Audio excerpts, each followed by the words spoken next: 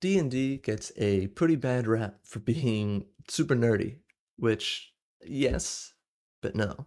But kind of besides the point. There's a stigma around the game that was so bad that for most of my life, I wanted to play, but was too afraid because of how I'd be seen for playing it, which is super unfortunate and actually really upsetting when I look back now. Because if that was happening to me, how many other people did that happen to? And how many people is that holding back from getting into this amazing game? Probably a lot.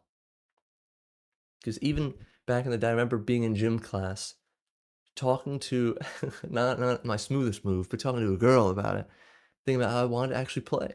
And her expression of, I don't want to say disgust, but sort of disgust. Uh, I was like, "Oh, I can't do this. I can't be seen with this. This is crazy." Uh, but then once I actually started playing, now when I'm 20, it was only because it was kind of brought more and more into the mainstream by Stranger Things, Critical Role, Dimension 20, kind of these things that were brought to the mainstream that made it seen as still super nerdy, but all right, you're fine. You can maybe play it. And that made it easier for me to actually bring this up with my friends to ask, like, "Hey, would you wanna play Dungeon& and Dragon?" And surprisingly, 3 of them said yes.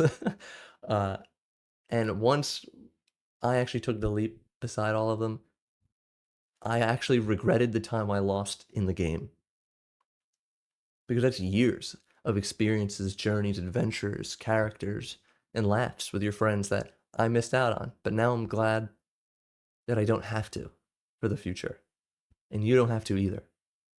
If you just take that leap of being uncomfortable for, I would say, the first 10 to 30 minutes of your first session, where it will feel awkward and weird. But once you get past that factor, the game is literally magic. It's similar to being to writing fantasy, in my opinion, except that instead of experiencing these worlds, journeys, characters, and did I say worlds twice? Probably. Alone, you're doing it with your best friends, and you're experiencing journeys and adventures that will basically never be forgotten by you. And it's just so exciting. It's so life-giving and just rejuvenating, in my opinion. And the first time I played and saw my friends laughing around the table after hours had turned to seconds, basically, it just felt right. Just we're having a good time, experiencing something that no one else has experienced. And it's a memory that we'll always cherish together and kind of bond you permanently. It's play pretend, but in the best way possible. Please try it, and I bet you won't regret it.